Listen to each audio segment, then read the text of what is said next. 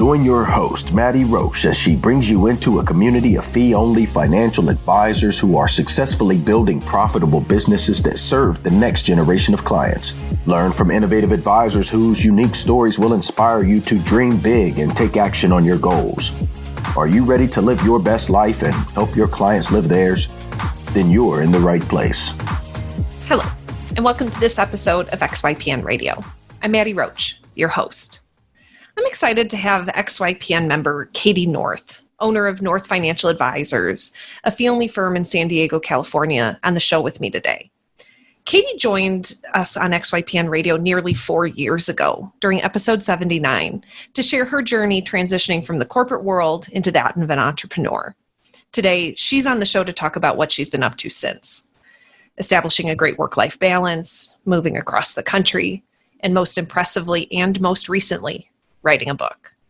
As Cady and I discuss on the show, writing a book was always one of her goals, but one she never made any progress towards achieving. As she worked with her predominantly female client base over the years at her financial planning firm, she realized she wasn't the only one who needed to be unstuck when achieving their goals. With some soul searching, coaching, and a stellar authors program at her alma mater, Cady was able to do something she had thought years about and wrote a book of her dreams in just 8 months.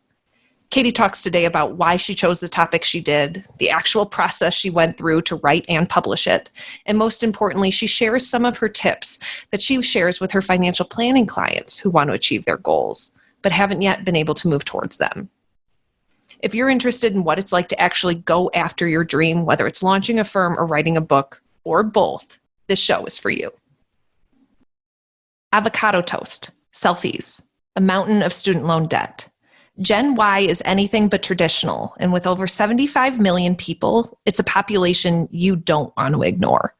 Learn more about how to serve this unique population in our guide called Attract and Profitably Serve Millennial Clients in Your RIA. Discover 3 key ways to tap into the millennial market and 6 things that they want from their financial advisor. Visit xyplanningnetwork.com/millennials for your free copy. You can find any of the resources we mentioned during the episode at xyplanningnetwork.com/276. Also, be sure to go to xyplanningnetwork.com/VIP to join our private group just for XYPN Radio listeners. It's the community of advisors we've all been looking for that's there to provide support when we need it the most. Best of all, it's free. I encourage you to check it out. Again, that's xyplanningnetwork.com/VIP. Without further ado, here's my interview with Cady North. Hello, Cady. Welcome to XYPN Radio. How are you? I'm good, Maddie. Thanks.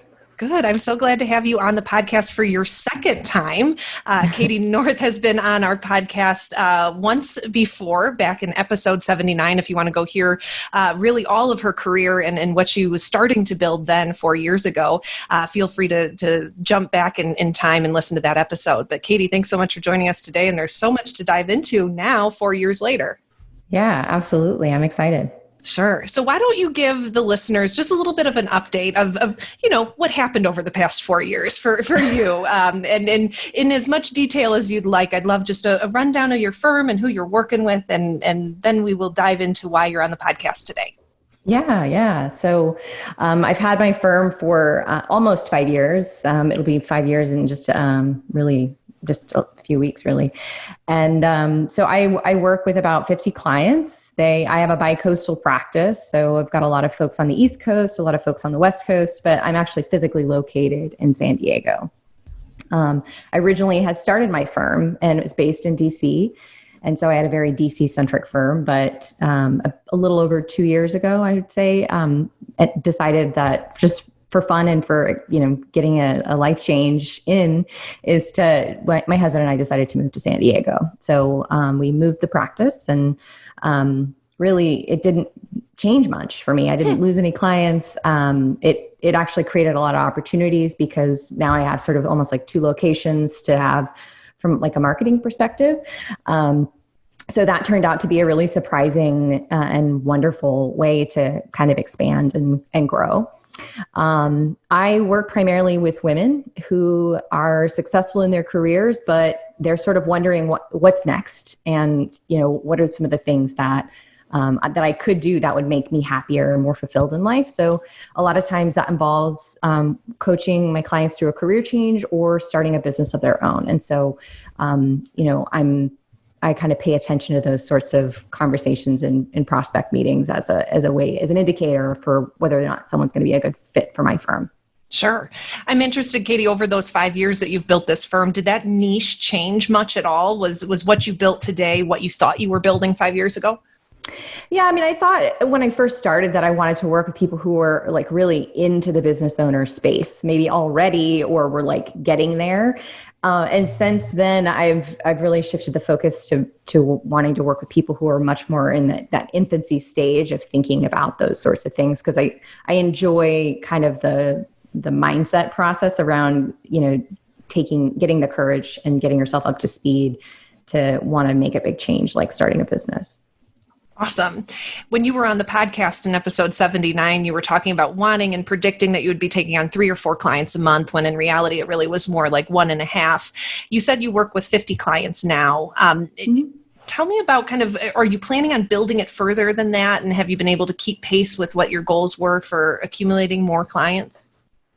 Yeah, I mean, I definitely had some ebbs and flows over the last few years. And so I think my max that I ever wanted to hit was probably like 3 clients. Because once I started thinking about how much work that really was, like I got a bit overwhelmed, so I quickly kind of raised upfront fees and kind of address things that way to make sure that I'm not like closing every single person who comes my way. Cause to me, that's an indicator that my fees were too low. And so yeah, I mean, nowadays I end up turning away a lot of people. I have a wait list. I take on maybe 4 or 5 clients every year, Wow. if that.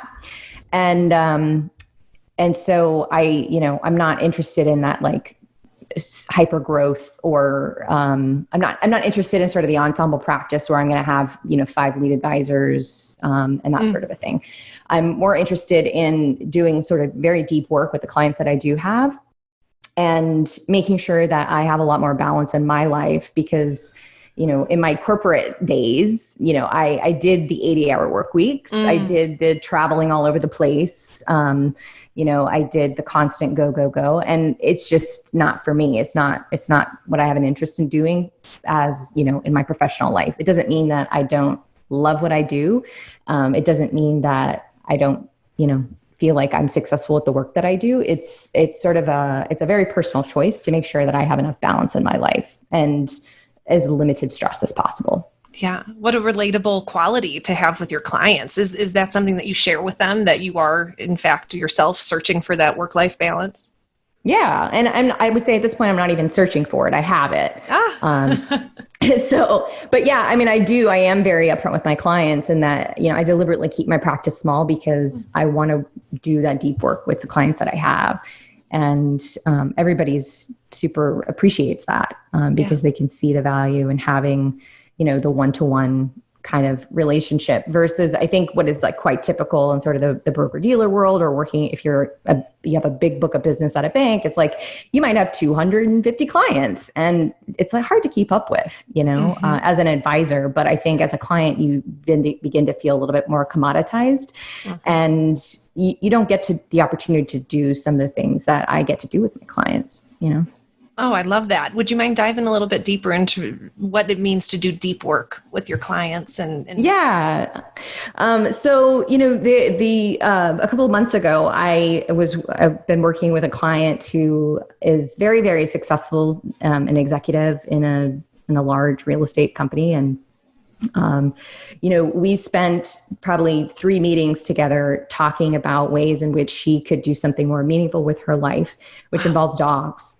And she wants to work with dogs, and so rather than looking at, 60-page financial plans, or, just looking at different spreadsheets or projections about things, we actually just spent 3 meetings talking about just the mindset around how do I get over the fact that I make this much money and I want to give it all up so that I can work with dogs all day.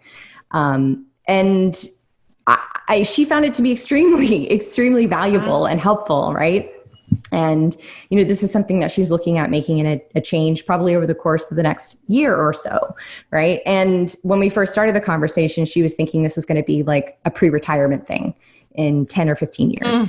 So that's the kind of deep work that we're talking about. I have another client who inherited some money from a grandparent, and it was a tragic loss, of the grandparent.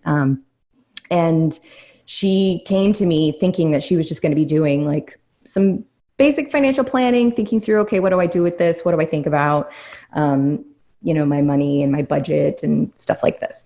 We ended up talking deeply about career things. We talked about relationship things. She decided in the midst of our work together that she was ready to actually take the next step with her partner. And now they're engaged and they're going to be getting married, and they bought a house together. And it's like those things weren't on her radar before we started talking. She was sort of happy with the status quo in a lot of ways. And the deep work that we did was realizing how important some of those things really are for her. In light of everything else, Absolutely. So it's almost as if, I'm molding and melding the discipline of financial planning with the discipline of like coaching, which involves career coaching, but sort of life coaching in a way. And it's heavily inspired by, George Kinder and the work at the Kinder Institute, which I did the Evoke process, the Evoke training in January of this year. Yeah, wonderful.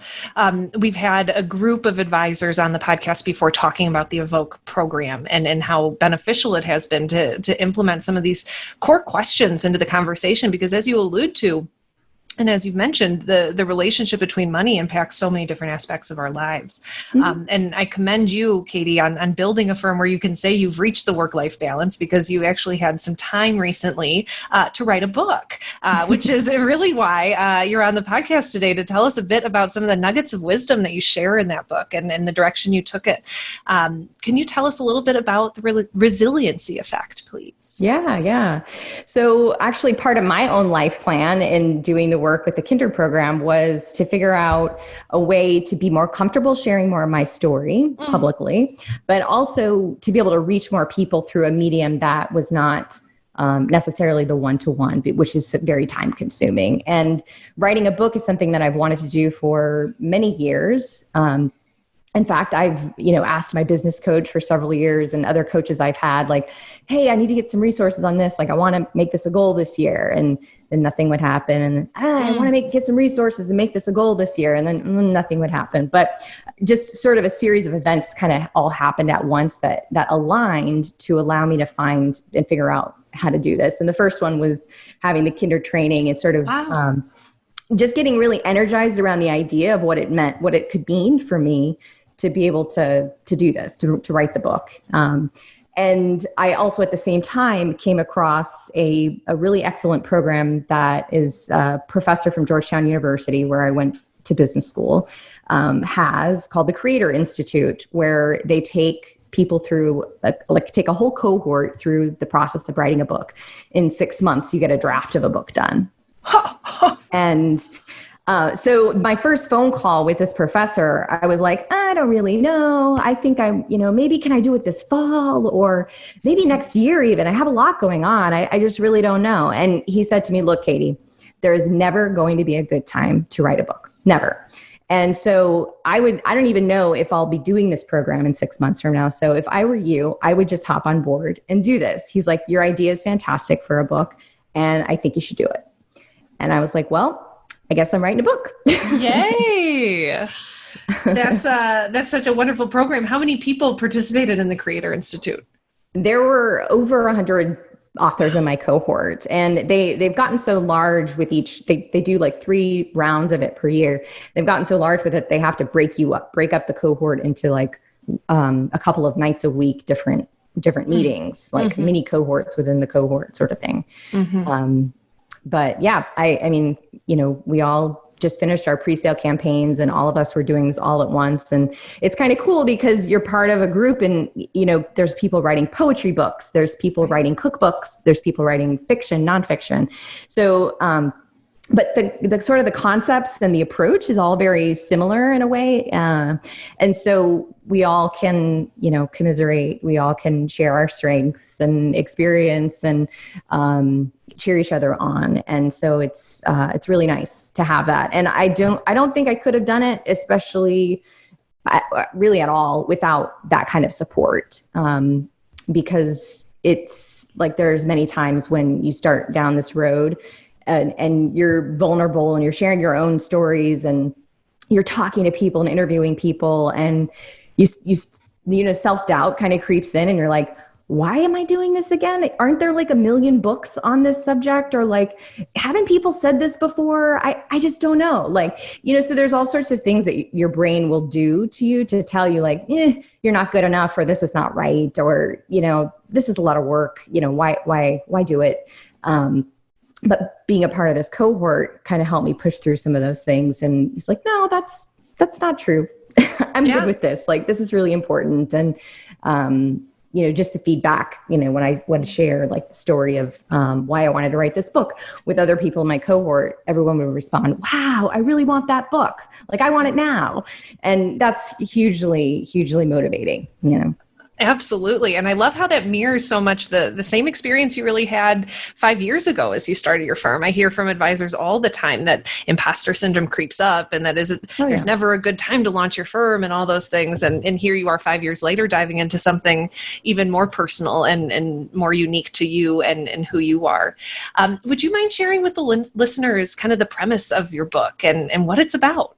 Yeah. So, imposter syndrome is kind of what it's about. Actually, the first chapter is all about imposter syndrome, but more importantly, kind of how, as a society, we're sort of trained to overwork ourselves and continue pushing the needle further and further out and never celebrating the win so that we can appreciate like what we've done and our accomplishments. And I think the reason why we do it is because, we're sort of trained to say that our self-worth is based on like what we do and what we produce as opposed to just who we are. And so I knew this about myself. I knew this because I lived it, right? But I also started to notice a real trend in working with clients that I have, as well as prospects, that many of them would come to me and they say, I've got this really big goal that I want to do. And they'd share it with me thinking, oh, it's just a dream. It's just something I want to do. Like for instance, work with dogs instead of, do my multiple six-figure job that I do. And then immediately the next thought coming out of any of these people's mouths was, well, but not right now. That's like later on down the road. That's something I'm going to do later. And my question is always, well, why? Like, what's stopping you from doing it now? And because it's not always about the money, and usually it's not about the money.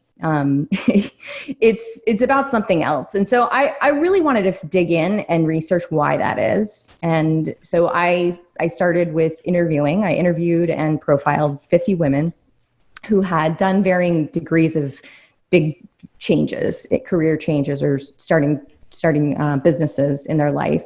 But also who had been through something big, like a burnout situation.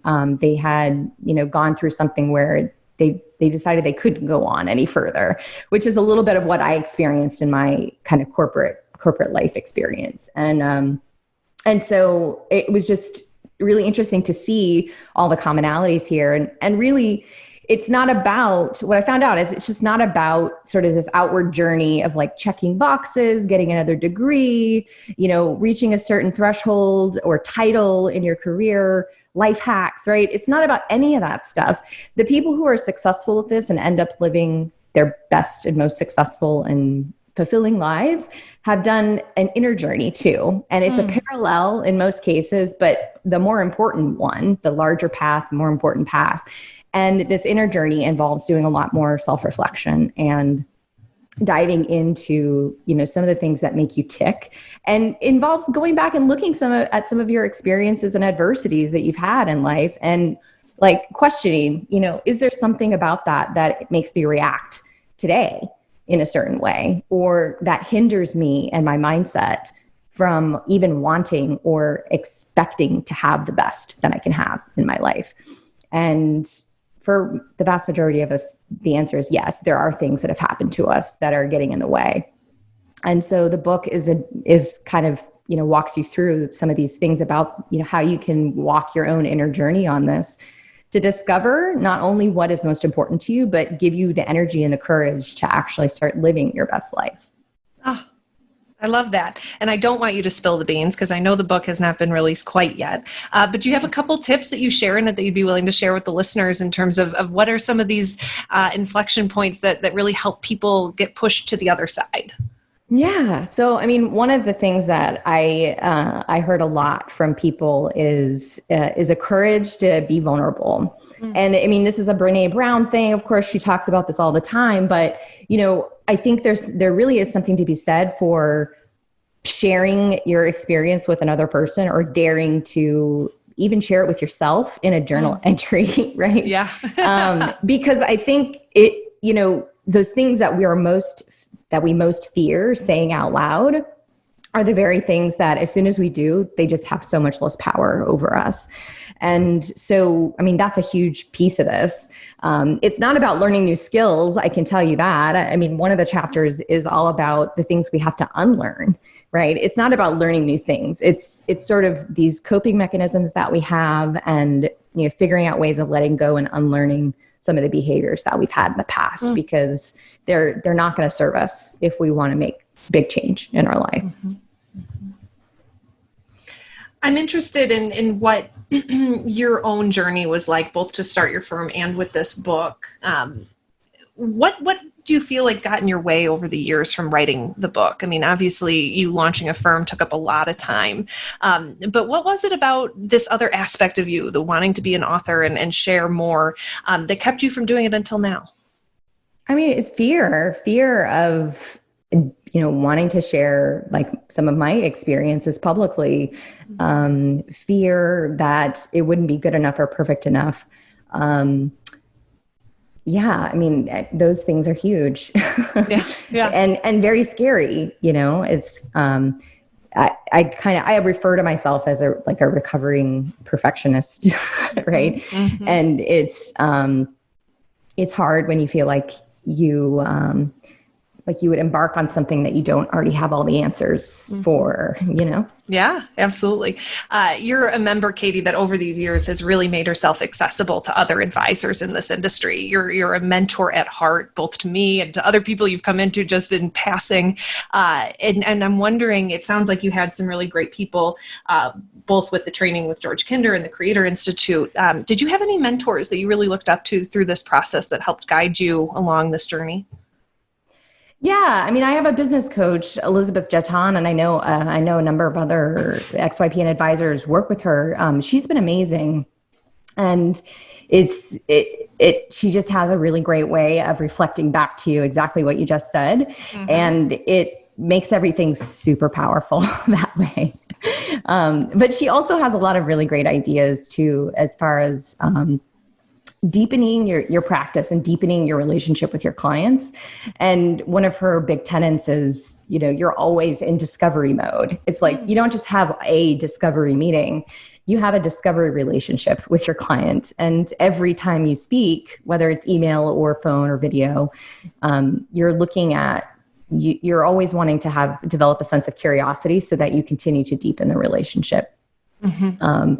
And so, I've taken that to heart and I'm always looking for new ways to ask a question or to be curious about a response that a client provides, because it typically means there's something more behind it, and it also improves the trust of the relationship so that in the future they feel even more open to sharing things that are going on inside their head. And what I've found is that many of my clients, I'm the only person that they can do that with.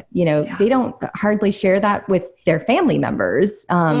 There's just something about, having, and it is important, I think, for it to not be a friend, right? It's like important to have sort of a third party, unbiased person that you can sort of explain some of these things to and be willing to, explain a fear and feel like you're not going to have it thrown back at you for whatever reason. so yeah, and I found that I really enjoy that aspect of the job. I enjoy, deepening those relationship with my clients. And it's like, not everyone is super into some of this stuff, and that's fine. Right. But for the ones that are, it's like, it's a hugely, it makes my value that much greater, I think. And, I do get the feedback that they appreciate it a lot. Mm-hmm. I was going to ask if all of your clients have kind of adopted the life planning addition to the service. And if so, how, or if not, how do those relationships differ? Because I imagine it's hard once you're kind of on the life planning train to ever get off of it, ever want to look at it any differently than through this lens. Have you been able to strike that balance with your existing clients? Yeah, I mean, I just try not to be too regimented with it. It's like, I don't need to have a rule that's like, you do life planning or you're out.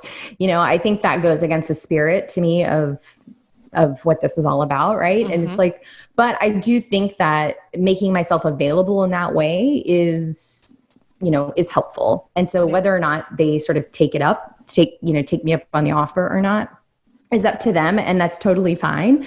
But I'm going to continue to be curious and ask, well, where do you think that comes from? Or, what does that remind you of when, somebody's expressing a fear or an objection or a concern about something, right? And continuing to look for those ways that I can deepen the relationship, even if we're not formally going through this like part process through, the evoke training that the evoke training taught me. Right. Yeah. So yeah. And for any new clients though, I am definitely bringing them through the process, but I see differences and discrepancies between client to client as to how deep they want to go with things. And that's totally fine. Yeah. It's totally fine. Yeah. How deep they can go with things. I mean, a lot of times I'm amazed with, my own journey. It's like the things I talk about this year were things I couldn't even shine light on last year, so just having space with someone like you and in a formal setting to be asked these questions and to be able to marinate and chew on them over the months that you work together is so powerful for the end client and provides such value. I love the topic, Cady, that you took and the direction you took with this book. But it's, as a financial planner, my question is, well, why didn't you write a financial planning book? Yeah. I mean, I feel like that space of, the how to this or that with finances is just crowded. It's extremely crowded. And yes, I could add to the conversation and have something be a lead magnet, or even turn in some of my create some of my blog posts and pack them into a book. I could have gone that route. However, what I found in practice with my work with clients is that those are not the things that actually make the biggest difference. It's digging into some of this deep inner work of like, what are the things that are limiting beliefs that are keeping you from living your biggest dreams that actually has made the biggest difference with my clients. And so, I'm all about sort of like bang for the buck. And this book was kind of a dual purpose and like part of my own journey, but knowing how important that has been in my own journey, and how important it's been with my clients, I just felt like that was the more appropriate topic for me to explore.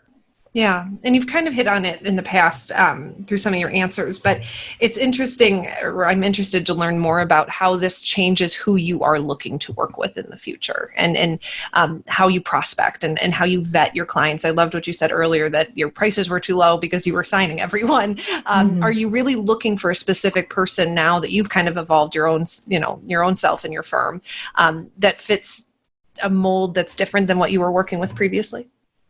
Yeah, I mean, I don't know if it's entirely different or maybe just a refinement. Something interesting that has happened since launching a pre-sale campaign and being ever closer to actually publishing this book is, it's already been a lead magnet for me in a very surprising way, in that I've already gotten prospects who are sort of ready to sign without much discussion or thought, because, not only is a book kind of like a credibility boost of like kind of ultimate proportions, right? But they see kind of the the topic and the commentary and what we're looking at. And they're like, yeah, that's what I need. And I even had somebody, who's been on my email list for 3 years, buy my book and then reach out to schedule a prospect meeting and then sign all in the same week. So I think, as a side note, like this can be a really great way to build business and to really funnel people that are your most ideal client, right, to you. But as far as like the refinement that I want to do with who I'm reaching out to and kind of working with is, kind of refining some of those psychographics of the people that I work with. It's not really enough to define a niche of like, what industry you're in or where you're at in life or, your gender or orientation, right? Like there's a component here of like who this person is that I'm refining, I think. And I started off by, using words like is a breadwinner, either single or of the household the woman is, interested, has utilized sort of consultative services in the past, and or if not, is interested in actually, working with someone on that level versus somebody who has the mindset of like, I just want the information and I'm going to peace out. Right. Yeah. And so people who are looking to work with on a collaborative approach. And so like thinking through those sorts of psychographic qualities of the client is kind of some of the more refinement that I'm doing. And I think the book is a good way to shuffle out people who maybe aren't interested in doing some of this work. Because, I don't really want to do work with people who aren't there yet, like who aren't ready for that at this point. Yeah, I've always thought people doing work on themselves are the most interesting people, and they're the ones that are able to have those really meaningful discussions. So I also love this journey of yours that it layers so well onto what you do professionally with the work with your clients, but it really was a goal of yours personally to write a book. And I'm interested in the nuts and bolts on how you actually write a book, Cady. Is it exactly how we picture it? You're alone with a little candle in your office typing up, the first paragraph. How did you begin the process of actually writing a book? Well, the first thing I learned is that there are no rules. Okay. I think it's like, a lot of people say, well, you just got to get in there and just same time every day, force yourself to write some words on a page. And, I just didn't, I learned from my teacher, through this program that there's actually 3 different kinds of people and that fall into the vast majority of styles. And one is the person who's got to get in there every day and write some words on a page. And that's one style. Another style is somebody who's very deadline driven. And it's like, they're not going to do anything until the deadline is looming. And they're going to maybe write 20,000 words in a week. Right. That's also not me. What I learned is that I'm more of an episodic writer. And so I sort of strike while the iron is hot. I get some ideas, some creativity flowing, and I find that I get in flow with it. And I will just, crank out some stuff. And I'll do way more than I sat down that day to do, just because I'm using the energy that I developed through the actual act of writing words on a page. And one of the most interesting things that I did whenever I encountered some writer's block is I said, okay, well, I'm not going to actually write today. I'm going to take a walk and I'm going to turn on my voice recorder and I'm going to start talk writing things that are coming to mind, things that I want to do, almost as like a walking bullet point meditation list. Yeah. Like, things that, that you want to write about, but you just haven't written down that bullet point yet. Or, things you want to say, but, and nobody actually writes a book the way they speak. So there's limitations to that approach, I think, but I found it very valuable because what I could do in a 5-minute speak writing session was, there's a tool called Otter AI, which will take your words down immediately and transcribe as you're speaking, right? That I would use. And, immediately there in a 5-minute conversation with yourself, you've got 1,100 words written down on a page. Yeah. And it's not in any shape to like publish at all, but it's like a very good basis for a chapter or an individual story within a chapter. And having a little bit of success with that was enough typically to give me enough energy to get me over the hump of sort of a writer's block moment. And so that was a cool technique that I used. But I mean, deadlines also helped. This program had very strict deadlines. It's like we had a green light date where we would talk with the publisher. And by the way, the publisher is kind of integrated with this program too. I didn't have to like shop for a separate publisher or anything like that. Yeah. So, it's like, the publisher had his date. It's like the green light dates. You have a phone call. And if you haven't gotten as many words as they wanted by then, like you had to kind of go back to the drawing board sort of thing. But if you did, somebody would review what you had and give you a green light. And so that was a nice kind of milestone stage. And then, everybody had to have 30,000 words by the time, before we could launch like a pre-sale campaign kind of thing. And so you just, work towards it. And word count is kind of a cool motivator too, because you can see like what you've done and how many words you can write in a day, and like think about, okay, well, how many weeks do I have before, I get to my goal here? And some weeks you do really well and some weeks you don't, but you just kind of keep trucking along with it. Yeah. Episodic writer. I love that. I feel like I'm an episodic worker. It comes in bursts of energy. I so appreciate that. I'm interested. What was the upfront cost to the program? And did you have any upfront cost to launching this book? Not a whole lot. This Creator Institute that I worked with, they integrate like editors. So I had a developmental editor that was helping me with the structure, and I would have an additional weekly meeting with her to sort of talk about fears that I had, to workshop things like titles and, chapter headings and things like that. And so the cost is really the cost of getting an editor, but the program itself, I think, subsidizes quite a bit of this, because the upfront cost I had was something like $400.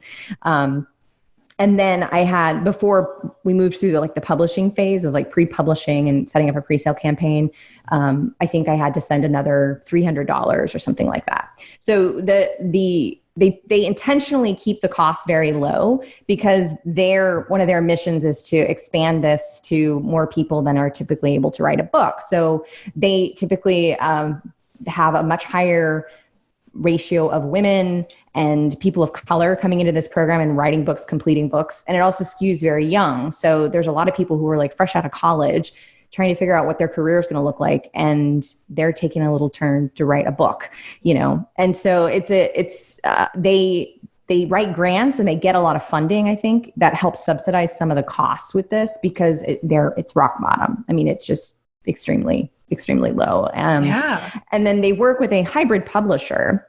So the typical publishing route, right, is that you write a book, the publisher deals with all the upfront costs of writing the book, but then you owe them something like 70 or 80% of every single sale of the ultimate book, right? And by the way, you have to do all the marketing, because they don't do that. Oh no. And so oftentimes, in order to even get an advance or to do anything that you would think a typical author gets, you have to have like 20, 30, 50,000 followers on social media before a publisher will even say, okay, I'll consider working with you. Wow. The complete opposite spectrum is self-publishing, where you just figure out, what you're going to write about, you truck along, you do it, you might hire an editor, copy editor, you get on the Amazon platform, you design a cover, you self-publish, and you're away. That's another approach. You're flying blind a lot of the time, because you don't necessarily know how things are supposed to go. There's lots of books, there's lots of resources, but it's a very do-it-yourself kind of model. And that's a benefit too, because you get to keep all the profits of the book ultimately, but you're also doing all your own marketing. Mm-hmm. This hybrid model that I went with, and the publisher that I chose, is kind of like the best of both worlds, in my opinion. So, they have the in-house expertise. They have a cover designer on staff. They have somebody who knows, who can teach us about marketing and pre-sale campaigns and like what that's all about. And you have the editing staff incorporated. And, those are the fees that I paid kind of go towards that.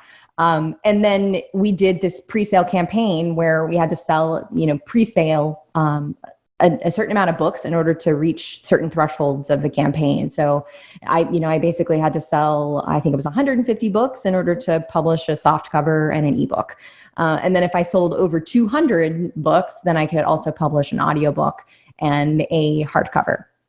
And it's sort of like a way for the publisher to say, like, the proof is in the pudding, right? It's like, if you can do this, then, let's do it. And the pre-sales, the money that came in from the pre-sales are what covers the cost of publishing, right? So I raised, in my pre-sale campaign, which lasted 30 days, I sold like 220 books.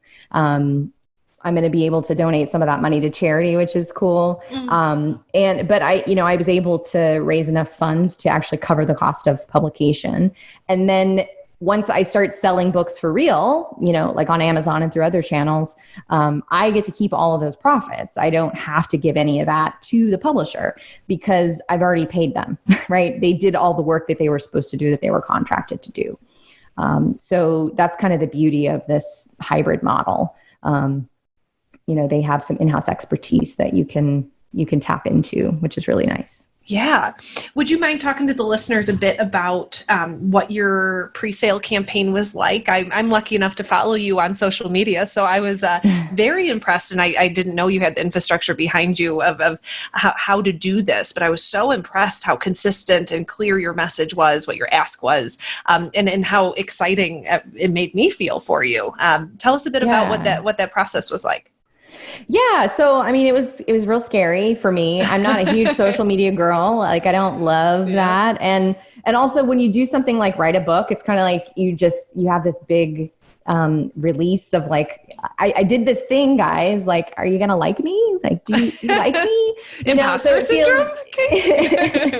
So it feels vulnerable, right? To share not only that you've done this big thing, but then to say, and will you please buy it?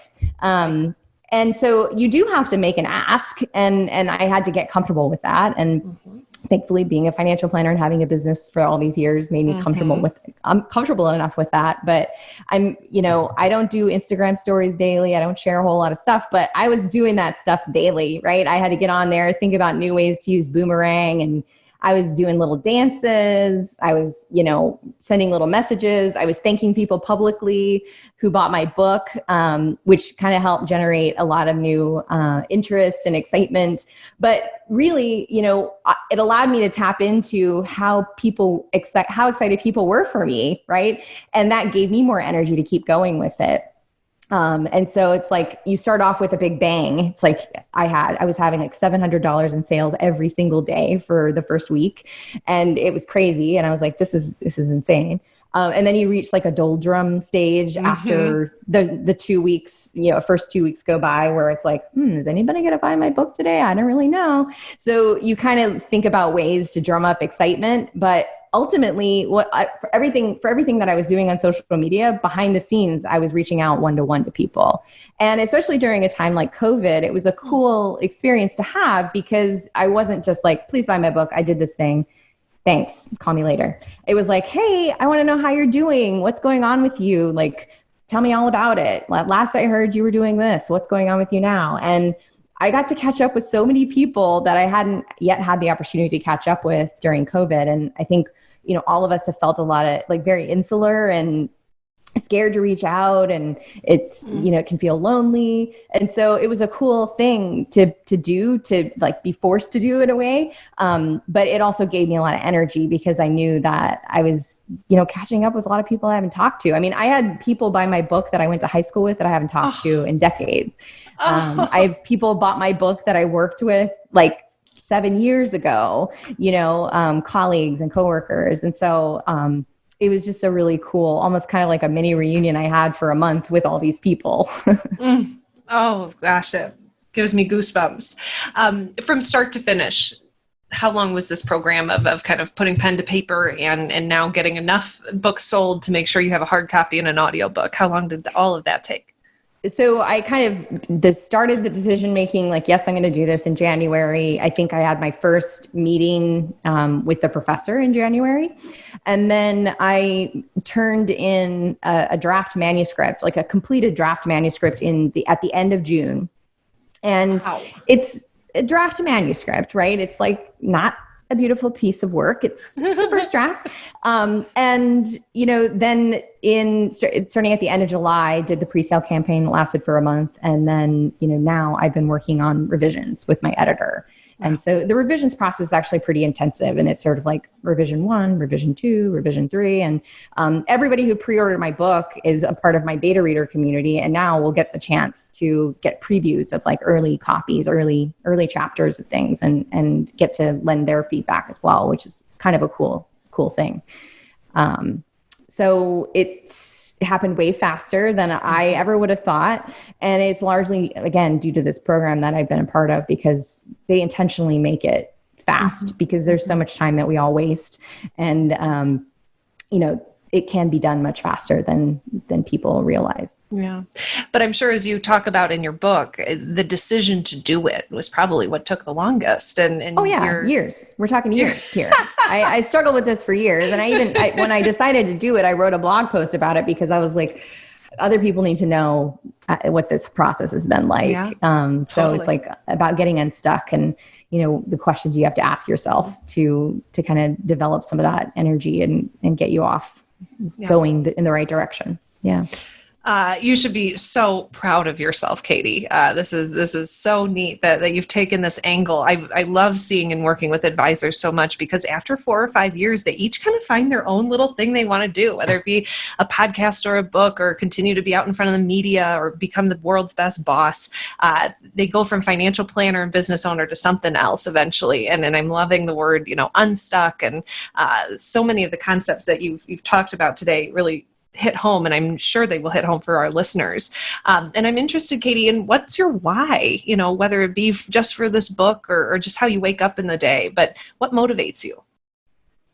Yeah, I think, having fantastic clients is really motivating. But, it's like during the summer months, I do floaty Fridays, and I block off my calendar every single Friday afternoon, and I go to the beach and hang out in the bay, or, go out on a sailboat, something like that. It's like, there's a lot of, activities that I enjoy, and it's not the same every day or every week necessarily, but I like to have, variety in my life. And it's another thing I actually wrote a chapter on in the book, is because, I think society tries to make us like pigeonhole us into a lane, right?